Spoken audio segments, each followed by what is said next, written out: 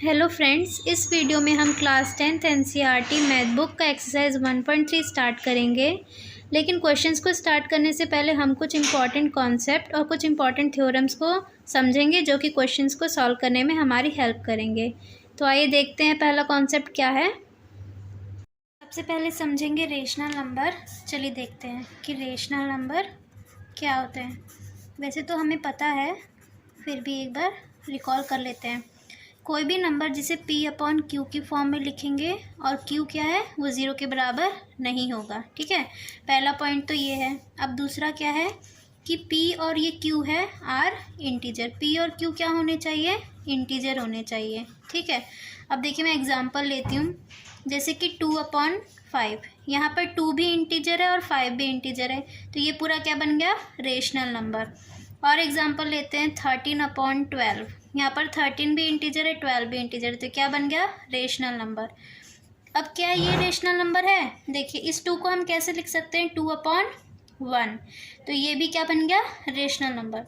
तो ये 2 भी एक रेशनल नंबर है, 3 भी एक रेशनल नंबर है। अब -3/2, क्या ये एक रेशनल नंबर है? तो देखिए ये जो -3 है वो एक इंटीजर है और 2 भी एक इंटीजर है, तो ये भी क्या है हमारा, रेशनल नंबर। तो इस टाइप के भी नंबर्स क्या होंगे, रेशनल नंबर्स। ठीक है, अब देखिए दूसरा क्या पॉइंट है कि ये टर्मिनेटिंग होते हैं। टर्मिनेटिंग का क्या मतलब है कि जैसे मान लीजिए 2/5 है, मैं इसको ऐसे भी तो लिख सकती हूँ ना, 5 से 2 को डिवाइड करके 0.0, 5 4 जा 20, तो 0.4, ये भी क्या है, एक रेशनल नंबर। टर्मिनेटिंग, डेसिमल के बाद ये यहाँ पर टर्मिनेट हो गया, ख़त्म हो गया। ठीक है, और एग्जांपल ले लेते हैं, जैसे कि 13/5, इसको भी डिवाइड करके लिख देते हैं। देखिए इसका क्या है, 0.5 2 जा 10 -3.06, ये क्या आ गया, 30, तो ये भी क्या है, एक रेशनल नंबर है। तो रेशनल नंबर को हम इस फॉर्म में भी लिख सकते हैं, और यहाँ पर ये जो पॉइंट के बाद क्या हो रहे हैं, ये टर्मिनेट हो रहे हैं। अब देखिए थर्ड पॉइंट क्या है हमारा, नॉन टर्मिनेटिंग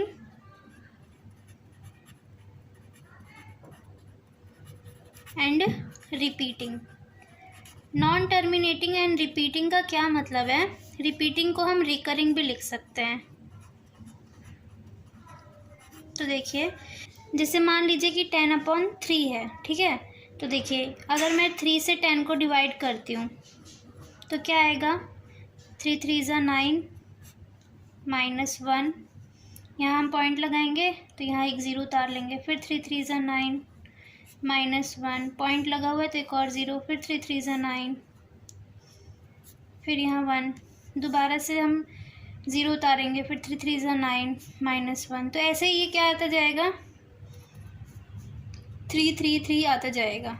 ठीक है, तो ये क्या हो रहा है, टर्मिनेट नहीं हो रहा है, और यहाँ पर 3 क्या हो रहा है, बार बार रिपीट हो रहा है, तो ये भी क्या है, एक रेशनल नंबर। ठीक है, नॉन टर्मिनेटिंग एंड रिपीटिंग, जहाँ पर कि ये टर्मिनेट नहीं होगा और इसकी जो डिजिट्स हैं वो क्या होंगी, रिपीट होंगी, तो वो क्या कहलाएगा, रेशनल नंबर। जैसे मान लेते हैं जनरल ऐसा नंबर लेते हैं, जैसे कि 0.10 10 10 10 10 और ये चलता ही जा रहा है। ठीक है, तो यहाँ पर ये जो नंबर है वो क्या रेशनल नंबर है, तो हाँ ये रेशनल नंबर है। क्यों है, एक तो ये नॉन टर्मिनेटिंग है, और यहाँ पर इसकी जो डिजिट्स हैं, डिजिट्स का सीक्वेंस है वो क्या हो रहा है, रिपीट होता जा रहा है। ठीक है, तो ये भी क्या है, एक रेशनल नंबर। ये अब देखेंगे rational number in standard form. Rational number in standard form, ठीक है, हमने डेफिनेशन क्या पढ़ी है कि रेशनल नंबर को हम P/Q की फॉर्म में लिख सकते हैं, और जहाँ पर कि Q जो है वो ज़ीरो के बराबर नहीं होगा। दूसरा क्या था कि P और Q क्या होने चाहिए, इंटीजर्स होने चाहिए। ठीक है, बस स्टैंडर्ड फॉर्म में ये डिफरेंस है कि P और Q का common factor, P and Q should have common factor 1, P और Q का कॉमन फैक्टर क्या होना चाहिए? 1 होना चाहिए। तो रेशनल, उस टाइप का रेशनल नंबर किस फॉर्म में हो जाएगा? स्टैंडर्ड फॉर्म में। जैसे कि एग्जांपल लेते हैं 3/5। यहाँ पर 3 और 5 का कॉमन फैक्टर क्या है? 1 है। जैसे कि 3 के क्या क्या फैक्टर होंगे?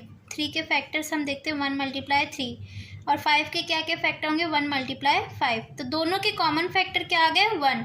तो यहाँ पर ये जो 3/5 है वो क्या है? एक स्टैंडर्ड फॉर्म का रेशनल नंबर है। ठीक है, और एग्जांपल लेते हैं। जैसे मान लीजिए कि 7/6 है। ठीक है, अब 7 के क्या क्या फैक्टर होंगे? 1 × 7, और 6 के क्या क्या फैक्टर होंगे? 2 × 3। तो ये देखिए यहाँ पर जो ये फैक्टर हैं, ये इसमें कुछ भी कॉमन नहीं है, तो दोनों का कॉमन फैक्टर क्या आ गया? 1। तो इसलिए इन दोनों का कॉमन फैक्टर 1 आया, तो ये भी क्या है? एक स्टैंडर्ड फॉर्म है। अब कौन से रेशनल नंबर स्टैंडर्ड फॉर्म में नहीं होंगे? देखिए जैसे कि 12/15 है।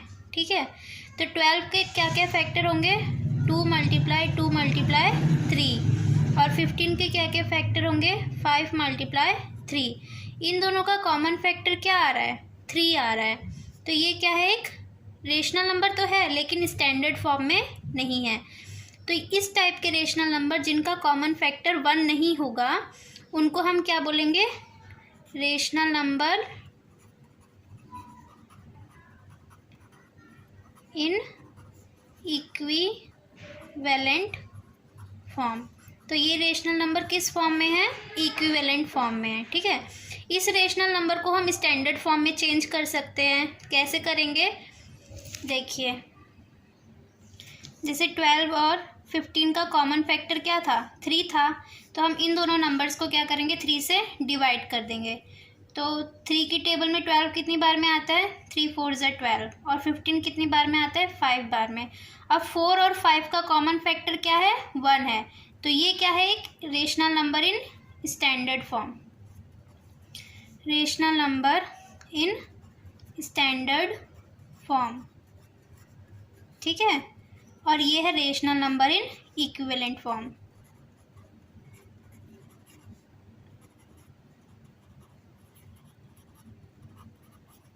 इसको इक्विवेलेंट फॉर्म इसलिए बोल रहे हैं क्योंकि देखिए, जब मैंने 3 से डिवाइड किया तो ये आया। अगर मैं इसमें 3 की मल्टीप्लाई कर दूंगी तो मेरे पास दोबारा से यही आ जाएगा। देखिए मैं लिखकर बताती हूँ। जैसे कि मैंने इसको जब 12 और 15 को 3 से डिवाइड किया तो मेरे पास 4/5 आया। ठीक है, अगर मैं इसमें 4 × 3 और 5 × 3 कर दूं तो मेरे को दोबारा क्या मिल जाएगा? 12/15। इसलिए ये दोनों फ्रैक्शन क्या है? एक दूसरे के इक्विवेलेंट है। अब देखिए, हमें इसमें मेन क्या समझना है कि जो इनका कॉमन फैक्टर वाला है ना, ये हमारा क्या है? Rational number in standard form. Standard form में होने के लिए एक और पॉइंट बहुत ज़्यादा ज़रूरी है। वो क्या है कि जो ये डिनोमिनेटर है, जो डिनोमिनेटर मीन्स ये जो नीचे वाला नंबर है वो हमेशा क्या होना चाहिए? पॉजिटिव होना चाहिए। तो डिनोमिनेटर शुड बी पॉजिटिव। ठीक है, जो ये नीचे वाला नंबर है वो हमेशा क्या होना चाहिए? पॉजिटिव होना चाहिए। इसका एग्जांपल ले लेते हैं, जैसे कि -3/5। ये भी क्या है? रेशनल नंबर है। इन दोनों का कॉमन फैक्टर 1 है और इसका डिनोमिनेटर क्या है? पॉजिटिव है। तो ये एक रेशनल नंबर है। किस फॉर्म में? स्टैंडर्ड फॉर्म में। ठीक है, अब देखिए ये जो कॉमन फैक्टर बार बार हम बोल रहे हैं, उसको हम ये भी बोल सकते हैं कि -3 and 5 आर कोप्राइम। जिन भी दो नंबर का कॉमन फैक्टर 1 होता है वो दोनों नंबर आपस में क्या होते हैं? कोप्राइम होते हैं। ठीक है, अब देखिए एक और एग्जांपल ले लेते हैं, जैसे कि 7/12। ठीक, अब 7 और 12 का कॉमन फैक्टर 1 है, तो यहाँ पर 7 and 12 आर कोप्राइम। 7 और 12 क्या हैं? आपस में कोप्राइम है। 7 एक इंटीजर है, 12 एक इंटीजर है। देखिए कंफ्यूज नहीं होना है। कोप्राइम क्यों बोला जा रहा है? कोप्राइम इसलिए बोला जा रहा है क्योंकि इन दोनों का कॉमन फैक्टर 1 है। ठीक है, तो देखिए बचपन से लेकर अब तक जो हम पढ़ते आ रहे हैं रेशनल नंबर की डेफिनेशन की, जो रेशनल नंबर है वो P/Q की फॉर्म में होने चाहिए, और रेशनल नंबर जहाँ पर q है वो 0 के बराबर नहीं होगा और p और q क्या होंगे, इंटीजर होंगे। वो तो एक जनरल डेफिनेशन थी रेशनल नंबर की। लेकिन अब हम पढ़ेंगे जो अभी मैंने पीछे समझाया है कि रेशनल नंबर को हम स्टैंडर्ड फॉर्म में डिफाइन करेंगे। तो स्टैंडर्ड फॉर्म के लिए एक बार मैं फिर से बता रही हूँ। देखिए कि p/q की फॉर्म में होना चाहिए और q क्या है, 0 के बराबर नहीं होना चाहिए, एक पॉइंट। दूसरा पॉइंट है कि p and q should be integer. p और q क्या होंगे, इंटीजर्स होंगे, ठीक है। और तीसरा पॉइंट है कि p and q should be co-prime. p और q शुड बी क्या होना चाहिए, को-प्राइम। को-प्राइम मीन्स इनका कॉमन फैक्टर क्या होना चाहिए, 1 होना चाहिए। यहाँ पर rational number in standard form के लिए है ये। देखिए कंफ्यूज नहीं होना है, स्टैंडर्ड फॉर्म के लिए है। अगर को-प्राइम नहीं होंगे तभी भी रेशनल नंबर होगा, लेकिन वो रेशनल नंबर स्टैंडर्ड फॉर्म में नहीं होगा। वो रेशनल नंबर किस फॉर्म में होगा, वो इक्विवेलेंट फॉर्म में होगा। लेकिन जब इन दोनों के बीच का कॉमन फैक्टर 1 होगा, मतलब p और q आपस में क्या होंगे, को-प्राइम होंगे, तब जो रेशनल नंबर होगा वो स्टैंडर्ड फॉर्म में होगा। फोर्थ पॉइंट क्या है कि जो ये डिनोमिनेटर है, डिनोमिनेटर हमेशा q है, तो q शुड बी पॉजिटिव, ठीक है, स्टैंडर्ड फॉर्म में होने के लिए। अब देखिए, अब समझेंगे इर्रेशनल नंबर। जो नंबर रेशनल नहीं होते हैं वो नंबर्स क्या होते हैं, इर्रेशनल नंबर।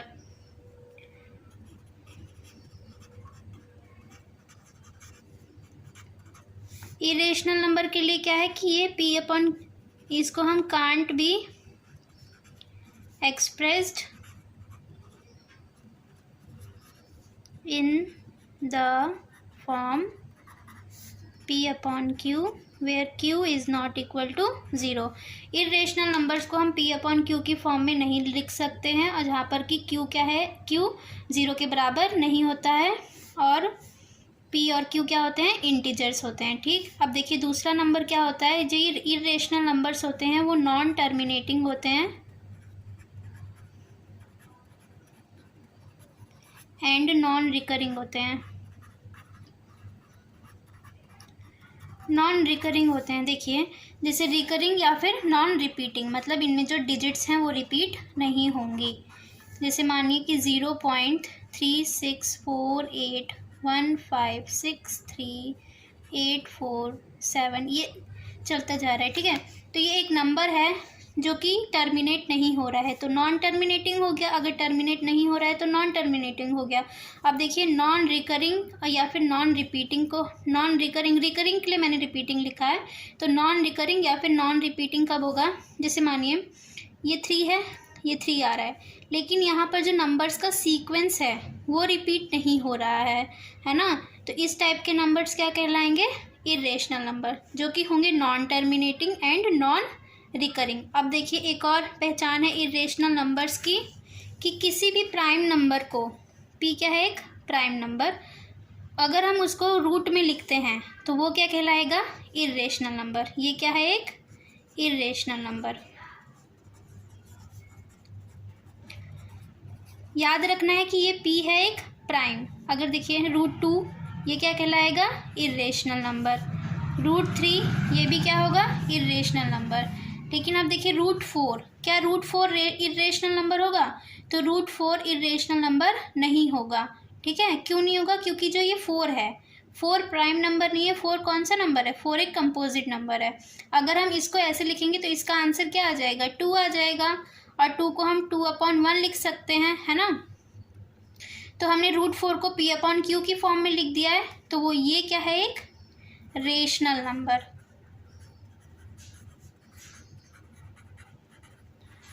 तो इरेशनल नंबर क्या होंगे, ये p कोई किसी भी प्राइम नंबर को अगर हम रूट के अंडर में लिखेंगे तो वो क्या कहलाएगा, एक इरेशनल नंबर, ठीक है। अब देखिए हमने रेशनल नंबर समझ लिया, इरेशनल समझ लिया। अब हम इस थ्योरम को रीड करेंगे, ठीक है, और इस थ्योरम को कंप्लीट करने के बाद हम अपनी एक्सरसाइज के क्वेश्चंस को स्टार्ट करेंगे। तो देखिए क्या लिखा हुआ है, let p be a prime number.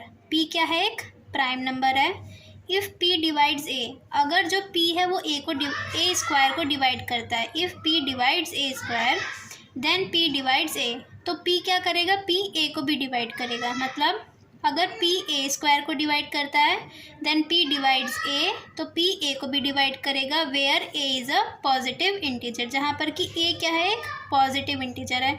तो अब मैं इसको थोड़ा लिख करके समझाती हूँ कि क्या है इस स्टेटमेंट का मतलब, ठीक है। जैसे p को क्या बोला गया है, प्राइम नंबर, ठीक है, और a को क्या बोला गया है, पॉजिटिव इंटीजर। अब a स्क्वायर को क्या डिवाइड करता है, p, तो a को भी क्या डिवाइड करेगा, p। अब एग्जांपल लेकर समझते हैं। जैसे कि ये 4 है, 4 के क्या क्या फैक्टर होंगे, 4 एक पॉजिटिव इंटीजर है, तो मान लीजिए कि a क्या है, 4 है। अब 4 के क्या क्या फैक्टर होंगे, 2 × 2, ठीक। अब देखिए 4 को हम किससे डिवाइड कर सकते हैं, 2 से कर सकते हैं, और इस 2 से भी कर सकते हैं। एक और एग्जांपल लेते हैं, 6 एक पॉजिटिव इंटीजर है और इसके क्या क्या फैक्टर है, 2 × 3, तो 6 को हम 2 से भी डिवाइड कर सकते हैं और 6 को हम 3 से भी डिवाइड कर सकते हैं, है ना, कर सकते हैं ना। अब देखिए अगर मैं 4 का स्क्वायर कर देती हूँ, 4 का स्क्वायर क्या हो जाएगा, 16, और 16 के क्या क्या फैक्टर हो जाएंगे, 4 × 4, ठीक है। लेकिन जो ये फैक्टर है वो क्या होना चाहिए, प्राइम नंबर होना चाहिए। तो 4 को हम कैसे लिख सकते हैं, 2 × 2 एंड 2 × 2। तो जो ये हमारा 16 आया है, 16 को हमने कैसे लिखा है, 4 स्क्वायर। तो यहाँ पर 4 स्क्वायर को हम 2 से डिवाइड कर सकते हैं, 2 से कर सकते हैं, 2 से कर सकते हैं, 2 से कर सकते हैं। तो यहाँ पर हमें क्या समझ में आया कि जो ये a स्क्वायर है उसको हम किससे डिवाइड कर सकते हैं, p से डिवाइड कर सकते हैं। तो a स्क्वायर जब p से डिवाइड हो रहा है तो a भी p से डिवाइड हो रहा है, ठीक है। देखिए ये वाला एग्जांपल लेकर समझते हैं कि 6 का स्क्वायर क्या होगा, 36, और 36 के क्या क्या फैक्टर होंगे, 2 × 3 एंड 2 × 3, ठीक है। तो 6 स्क्वायर के क्या क्या फैक्टर होंगे, 2 × 3 एंड 2 × 3। अब देखिए 6 स्क्वायर 36 आया था, तो हम 36 को 2 से डिवाइड कर सकते हैं, 3 से कर सकते हैं, 2 से कर सकते हैं, 3 से कर सकते हैं। तो 6 स्क्वायर किससे डिवाइड हो रहा है, p से डिवाइड हो रहा है, और यहाँ पर 6 भी p से डिवाइड हो रहा है। तो अगर p a स्क्वायर को डिवाइड कर पा रहा है तो p a को भी डिवाइड करेगा, ठीक है। आई होप समझ में आ गया होगा। अब देखिए क्वेश्चंस को सॉल्व करेंगे। देखिए पहला क्वेश्चन क्या दिया है कि prove that √5 is irrational number. तो चलिए अब इसको सॉल्व करेंगे। देखिए इसमें हमें प्रूफ करना है कि √5 एक इरेशनल नंबर है। तो प्रूफ करने के लिए हम क्या करेंगे कि इसका अपोजिट अज्यूम करेंगे। अपोजिट मीन्स इरेशनल प्रूफ करना है तो क्या मानेंगे कि √5 एक रेशनल नंबर है। तो लेट √5 इज़ रेशनल। √5 क्या है, एक रेशनल नंबर है, और अगर रेशनल है तो √5 को हम p/q की फॉर्म में लिख सकते हैं। सो जो √5 है उसको हम लिख सकते हैं a/b की फॉर्म में, ठीक है। And a and b are coprime. a और b क्या है, को प्राइम है, मतलब इन दोनों का कॉमन फैक्टर क्या है, 1 है, ठीक है। अब देखिए ये हमारी, अब क्या करेंगे, यहाँ पर 5b को है, ये जो b है उसको क्रॉस मल्टीप्लाई करेंगे, तो यहाँ हो जाएगा 5b √5b is equal to a, ठीक है। अब पहला स्टेप क्या था कि √5 को रेशनल माना है। जब रेशनल माना है तो √5 को a/b की फॉर्म में लिख सकते हैं, ठीक। दूसरा स्टेप क्या है कि b को इधर क्रॉस मल्टीप्लाई में ले गए तो ये √5b is equal to a बन गया। अब देखिए चौथा क्या करना है कि स्क्वायरिंग बोथ साइड, दोनों तरफ हम क्या करेंगे, स्क्वायर करेंगे। तो ये √5b का होल स्क्वायर और इधर a का होल स्क्वायर, तो ये क्या बन गया, ये बन जाएगा 5, ये b स्क्वायर और ये a स्क्वायर। देखिए ये तो आपको पता ही होगा कि √5 × √5, ठीक है। ये कहाँ से आया है, ये √5 का होल स्क्वायर, तो ये क्या हो गया, 5 आ गया, तो ये यहाँ से 5 आया है, ठीक है। अब देखिए यहाँ पर a स्क्वायर को हमने किस फॉर्म में रिप्रेजेंट किया है, 5b स्क्वायर। 5b स्क्वायर का क्या मतलब है कि 5 की मल्टीप्लाई हो रही है b स्क्वायर के साथ, ठीक है। समझने के लिए मैं सिर्फ बता रही हूँ। जैसे कि 6 को हम कैसे लिख सकते हैं, 2 × 3 लिख सकते हैं ना। तो यहाँ पर जो 2 है वो 6 को डिवाइड करेगा, करेगा, और 3 है वो भी 6 को डिवाइड करेगा, करेगा ना। तो देखिए यहाँ पर जो 5 है वो भी a स्क्वायर को डिवाइड करेगा, और जो ये b स्क्वायर है वो भी a स्क्वायर को डिवाइड करेगा। और अभी हमने थ्योरम में पढ़ा था, ये 5 प्राइम नंबर है, कि अगर कोई प्राइम नंबर a स्क्वायर को डिवाइड करता है तो यही प्राइम नंबर a को भी डिवाइड करेगा, करेगा ना। हमने अभी पढ़ा है थ्योरम 1.3 में। तो देखिए हेयर यहाँ पर क्या कर रहा है, 5 डिवाइड्स a स्क्वायर, 5 क्या कर रहा है, a स्क्वायर को डिवाइड कर रहा है। सो फ्रॉम थ्योरम हमने पढ़ी हुई है, 5 डिवाइड्स a, तो फ्रॉम थ्योरम 5 क्या करेगा, a को डिवाइड करेगा। जैसे जैसे मैं लिखवा रही हूँ एग्जाम में भी बिल्कुल आपको ऐसे ऐसे ही लिखना है, ठीक है। अब देखिए 5 a को डिवाइड कर सकता है, तो इसलिए हम a को कैसे लिख सकते हैं, a is equal to 5c, ठीक है। यहाँ पर 5 a को डिवाइड कर पा रहा है, इसलिए हमने यहाँ पर 5 लिया है, a को 5c के फॉर्म में रिप्रेजेंट किया है। जो भी हमें यहाँ नंबर दिया होगा हम यहाँ पर वही नंबर लिखेंगे, ठीक। अब देखिए ये वाली जो a की वैल्यू है उसको हम उठा करके इस इक्वेशन में लिख देंगे, ठीक। तो यहाँ पर हम वैल्यूज़ रखते हैं, 5b square is equal to 5c का होल स्क्वायर, क्योंकि यहाँ पर a का होल स्क्वायर हो रहा है तो इसलिए a किसके बराबर है, 5c के बराबर है, तो a की जगह हमने 5c रख दिया और ये होल स्क्वायर है, ठीक है। अब देखिए 5b का स्क्वायर ये कितना बन गया, 25, और ये बन गया c स्क्वायर। अब हम क्या करेंगे, ये 5 इधर मल्टीप्लाई में है तो इधर ले जाएंगे डिवाइड में, तो ये b square is equal to 25/5 c square, ठीक है। अब देखिए 5 की टेबल में 25 5 बार में आता है, तो इसको हम लिख सकते हैं b square is equal to 5c square. देखिए यहाँ पर भी क्या हो रहा है कि जो ये b स्क्वायर है, b स्क्वायर को हमने 5c स्क्वायर की फॉर्म में लिखा है। इसका क्या मतलब है कि जो ये 5 है वो b स्क्वायर को डिवाइड कर रहा है, और c स्क्वायर भी b स्क्वायर को डिवाइड कर रहा है, ठीक है। तो अभी हमने जब a स्क्वायर वाला किया था, यहाँ पर a स्क्वायर वाला, तो यहाँ पर 5 क्या कर रहा है, a स्क्वायर को डिवाइड कर रहा है, और फिर थ्योरम के हिसाब से 5 a को डिवाइड करेगा, ठीक है। तो वैसे ही यहाँ पर जो 5 है वो b स्क्वायर को भी डिवाइड करेगा। So here 5 divides b square, ठीक है। तो थ्योरम से हम क्या लिखेंगे, फ्रॉम थ्योरम 5 डिवाइड्स b, ठीक है। अब थ्योरम से हमने ये लिख दिया कि 5 b को भी डिवाइड करेगा, ठीक है। अब देखिए इस क्वेश्चन में यहाँ जो हमने प्रूफ किया है उसमें हमने सबसे पहले क्या माना था कि a और b को प्राइम है, a और b को प्राइम है, इसका मतलब कि a और b का कॉमन फैक्टर क्या होगा, 1 होगा। लेकिन हम इस प्रूफ में क्या देख पा रहे हैं कि यहाँ पर a को 5 डिवाइड कर रहा है और यहाँ पर b को 5 डिवाइड कर रहा है। इसका मतलब क्या है कि a और b का कॉमन फैक्टर क्या आ रहा है, 5 आ रहा है। लेकिन हमने क्या माना था कि a और b का कॉमन फैक्टर क्या होगा, 1 होगा। तो इसलिए हमने जो माना था वो हमारा अजम्पशन क्या हो गया, गलत हो गया, ठीक है। इतना समझ में आ गया। तो हम यहाँ पर क्या लिख सकते हैं, देयरफॉर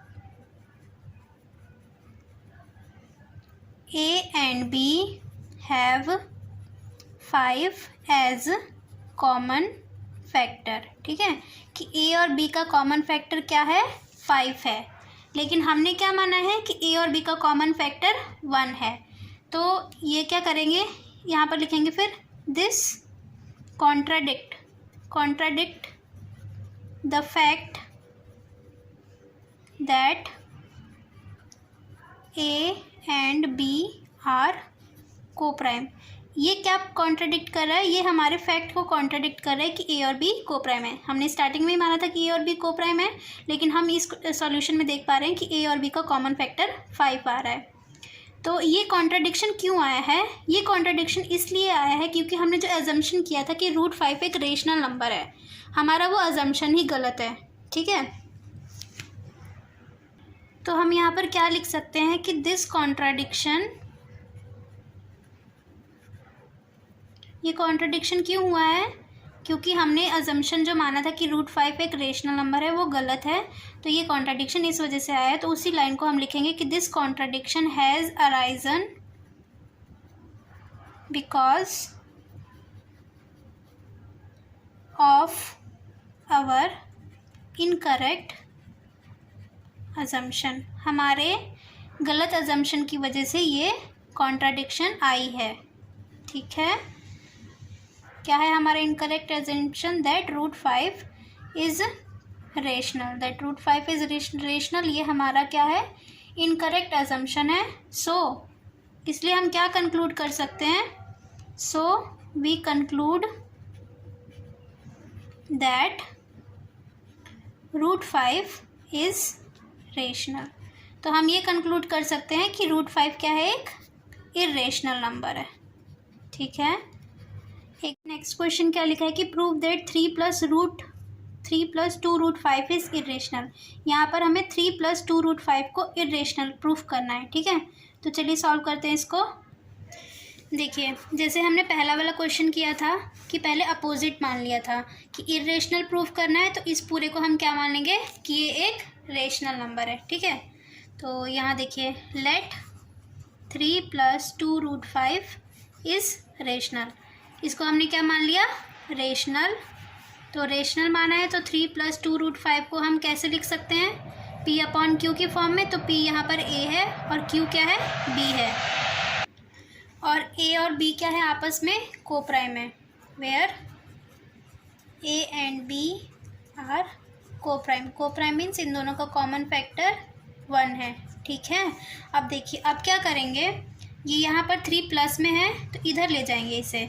ये हो जाएगा A/B -3। ठीक है, अब देखिए, यहाँ पर 2 और √5 की क्या हो रही है? मल्टीप्लाई हो रही है, तो इसको हम इधर डिवाइड में ले जाएंगे। तो इसको हम लिख सकते हैं A/B -3/2।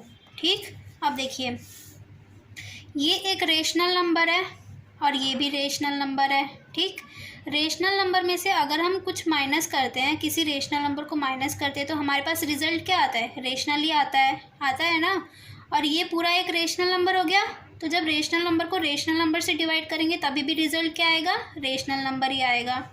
तो हम यहाँ लिख सकते हैं here A/B -3/2 is rational number and, और अभी हमने प्रूफ किया है कि √5 क्या है? एक इर्रेशनल नंबर। √5 क्या है? एक irrational number and √5 is an irrational number. So देखिए, अब क्या लिखेंगे हम कि √5 is not equal to A/B -3/2। क्यों ऐसा हुआ? क्योंकि ये एक इर्रेशनल नंबर है और ये पूरा एक रेशनल नंबर है। ठीक है, तो यहाँ पर ये दोनों इक्वल नहीं होंगे और ये अब क्या हो गया? ये कॉन्ट्रडिक्शन हो गया है। ठीक है, और ये कॉन्ट्रडिक्शन क्यों हुआ है? क्योंकि हमने जो अजम्पशन किया था वो अजम्पशन गलत था। तो हम यहाँ लिखेंगे दिस इज़ कॉन्ट्रडिक्शन। ये क्या है? एक कॉन्ट्रडिक्शन है एंड इट हैज़ अराइजन। और ये कॉन्ट्रडिक्शन क्यों आया है? बिकॉज, क्योंकि हमने जो अजम्पशन किया था वो गलत था। Because of our incorrect assumption. ठीक है, जैसे जैसे मैंने लिखवाया है पेपर में भी वैसे वैसे ही लिखना है। क्या था हमारे incorrect assumption? That 3 + 2 √5 is rational. So हम क्या कंक्लूड कर सकते हैं? So we conclude that 3 + 2 √5 is an irrational. I hope ये समझ में आ गया होगा। अब हम क्वेश्चन नंबर 3 स्टार्ट करेंगे। ठीक है, देखिए यहाँ पर क्या लिखा हुआ है कि prove that following are irrational, इन्हें भी हमें क्या करना है, इरेशनल प्रूव करना है। जो ये वाला क्वेश्चन है वो तो इसके जैसे ही सॉल्व हो जाएगा। तो पहला क्वेश्चन देखते हैं कि 1/√2 एक इरेशनल है, ये हमें प्रूव करना है। तो आइए देखते हैं कैसे होगा। देखिए जैसे हमने फर्स्ट और सेकंड क्वेश्चन किया था उसमें हमें इरेशनल प्रूव करना था, तो स्टार्टिंग सबकी सेम होगी। हम इसको क्या मान लेंगे, रेशनल नंबर मान लेंगे। तो let 1/√2 is a rational number, ये एक रेशनल नंबर है। तो इसको हम किसकी फॉर्म में लिख सकते हैं, P/Q की फॉर्म में। तो 1/√2 किसके बराबर हो जाएगा, A/B, ठीक है। और where A and B are coprime, where A and B are coprime. ये लाइन्स तो अब रट गई होंगी कि हमने दो, ये हमारा तीसरा क्वेश्चन है ऐसे ही सॉल्व करने वाले में, ठीक है। अब देखिए अब क्या करेंगे, हम इसको रिवर्स कर देंगे, मतलब ये √2 ऊपर चला गया और इसको भी हमने कर दिया B/A, ठीक है। तो देखिए हेयर यहाँ पर जो ये B/A है वो क्या है, एक rational number, is a rational number and √2 क्या है, √2 इज़ एन इरेशनल नंबर। √2 एक इरेशनल नंबर है, ठीक है।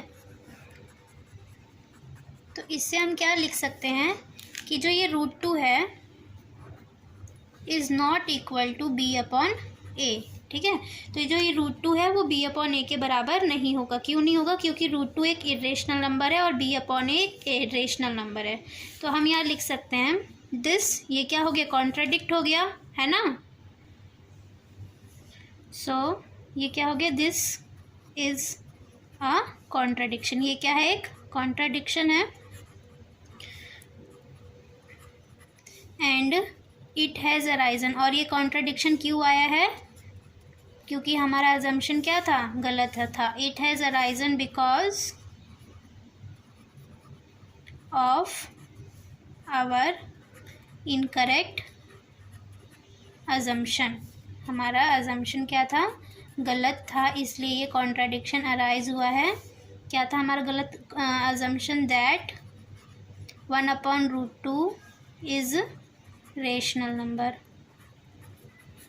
सो यहाँ पर हमने क्या कंक्लूड किया, सो वी कंक्लूड दैट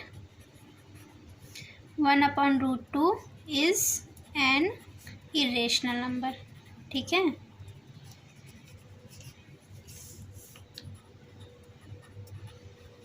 अब हम इस क्वेश्चन का सेकंड पार्ट देखते हैं। उसमें क्या लिखा हुआ है कि 7√5 क्या है, एक इरेशनल नंबर है, ये हमें प्रूव करना है। तो देखिए प्रूफ में हम क्या सबसे पहले क्या अज्यूम करेंगे कि let 7√5 is a rational number, क्या है, एक ये रेशनल नंबर है। तो रेशनल नंबर है तो 7√5 को हम कैसे लिख सकते हैं, A/B की फॉर्म में, ठीक है। Where A and B are coprime, जहाँ पर A और B क्या होंगे, को प्राइम्स होंगे। अब देखिए यहाँ पर 7 और √5 की मल्टीप्लाई हो रही है, तो हम इधर इसको कैसे डिवाइड में ले जाएंगे। तो ये हो गया हमारा 1/7 ब्रैकेट A/B, ठीक है। अब देखिए मैंने क्या बताया था कि ये एक रेशनल नंबर है और ये भी रेशनल नंबर है, और दो रेशनल नंबर्स की जब मल्टीप्लाई होती है तो आंसर क्या आता है, रेशनल नंबर आता है, ठीक है। तो यहाँ पर हम लिख सकते हैं here 1/7 bracket A/B is a rational number, क्या है, ये एक रेशनल नंबर। और √5 क्या है, and √5 is an irrational number, और √5 एक इरेशनल नंबर है।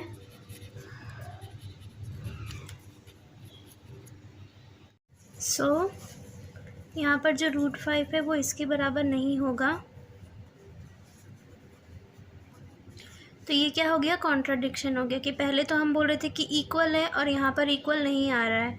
तो यहाँ लिखेंगे कि दिस इज़ अ कॉन्ट्राडिक्शन। और ये कॉन्ट्राडिक्शन क्यों आया है? बिकॉज ऑफ हमारे गलत अजम्पशन की वजह से। This is a contradiction and it has arisen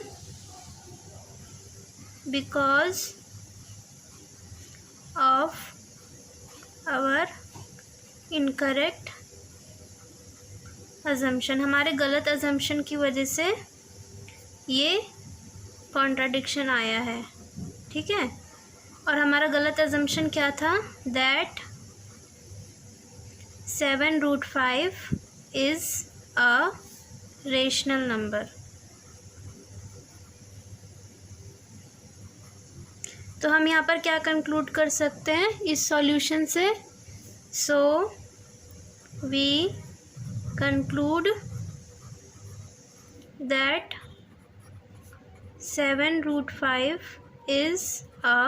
is an irrational number, ठीक है। ये हमारा थर्ड क्वेश्चन का सेकंड पार्ट कंप्लीट हो गया। अब हम इसका थर्ड पार्ट देखते हैं। उसमें क्या दिया हुआ है कि 6 + √2 इज़ एन इर्रेशनल। ये हमें प्रूफ करना है। तो जैसे हर क्वेश्चन में किया है वैसे इस क्वेश्चन में भी करेंगे कि इसका अपोजिट ले लेंगे, ठीक है। तो हम यहाँ पर लेंगे कि let 6 + √2 is a rational number. और अगर ये रेशनल नंबर है तो हम इसे P/Q की फॉर्म में लिख सकते हैं। तो यहाँ पर हम 6 + √2 को कैसे लिखेंगे? A/B की फॉर्म में। और जहाँ पर कि where A and B are coprime, A और B कोप्राइम होंगे, ठीक है। अब देखिए, अब क्या करेंगे? यहाँ पर 6 प्लस में है तो इधर ले जाके माइनस में कर देंगे। = A/B - 6, ठीक। अब देखिए, मैंने बताया है कि ये एक रेशनल नंबर है और 6 भी एक रेशनल नंबर है। और जब रेशनल नंबर में से हम कुछ सब्ट्रैक्ट करते हैं तो हमें रिजल्ट क्या मिलता है? रेशनल ही नंबर। तो ये ओवरऑल क्या बन गया? Rational number. तो हम यहाँ पर लिख सकते हैं here A/B - 6 is a rational number and, और जो √2 है वो क्या है? वो एक इर्रेशनल नंबर है, is an irrational number.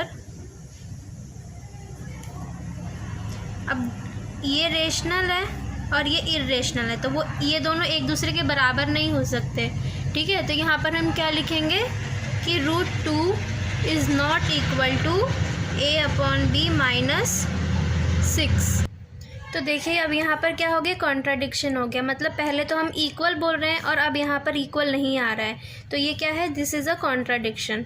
This is a contradiction. और ये कॉन्ट्राडिक्शन क्यों आया है?